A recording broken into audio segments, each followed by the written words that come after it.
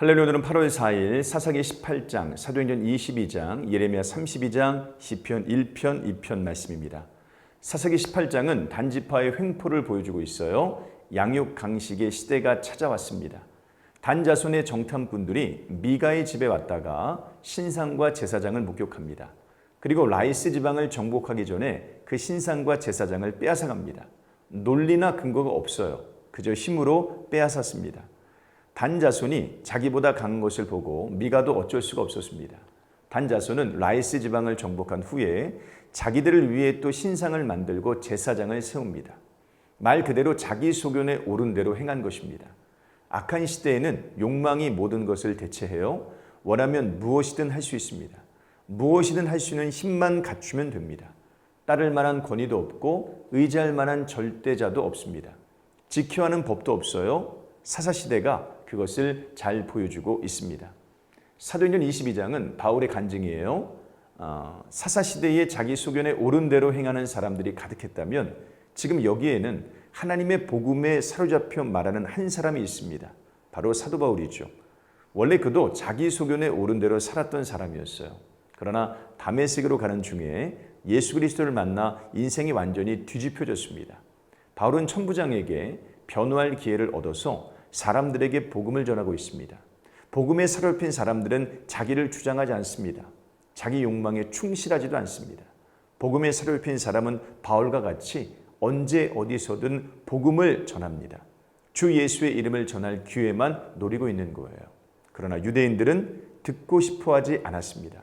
바울은 자신이 로마의 시민임을 알립니다. 그리고 공회 앞에 서게 되는 것이죠. 예레미야 32장은 하나님의 영원한 언약을 말합니다. 바벨론 왕 느부갓네살이 예루살렘을 에워쌉니다. 당시 예레미야는 성전뜰에 갇혀 있었어요. 그때 하나님은 이 하나멜의 아나돗에 있는 밭을 사라고 말씀하세요. 이것은 일종의 상징입니다. 하나님은 이 땅을 다시 사고 파는 때가 곧 올 것이라고 약속하십니다. 징계는 정해졌지만 회복도 정해졌어요. 흩어진 백성들을 돌아오게 하실 것이고 그들이 안전하게 살게 하실 겁니다. 그들은 내 백성이 되겠고 나는 그들의 하나님이 될 것이며 내가 기쁨으로 그들에게 복을 주되 분명히 나의 마음과 정성을 다하여 그들을 이 땅에 심으리라. 하나님은 큰 재앙을 내리신 것 같이 반드시 허락한 모든 복도 주실 것입니다. 하나님은 당신의 말씀에 신실하십니다. 그분의 말씀을 믿어야 되는 이유입니다. 시편 1편은 말씀이 복 있는 사람의 기준이라고 말합니다. 하나님은 당신의 말씀에 신실하십니다. 그러나 하나님의 말씀은 항상 이루어집니다. 믿음 있는 사람은 자기 삶을 하나님 말씀에 맞춥니다. 그럴 때 복을 얻고 형통하게 됨을 믿기 때문에 그래요. 반면에 악인은 그렇지 않습니다. 그는 오만합니다.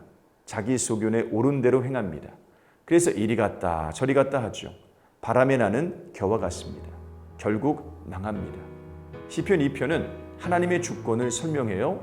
하나님을 인정하지 않는 자들, 곧 자기 소견에 옳은 대로 행하는 자들은 하나님을 무시합니다.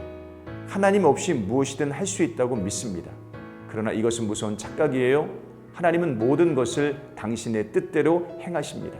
그분은 당신의 뜻을 따라 국가를 흥하게도 하시고 망하게도 하십니다.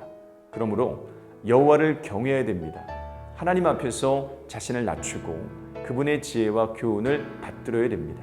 그것이 복된 길입니다. 오늘 하루도 이런 삶 사시길 주님의 이름으로 축복합니다. 고맙습니다.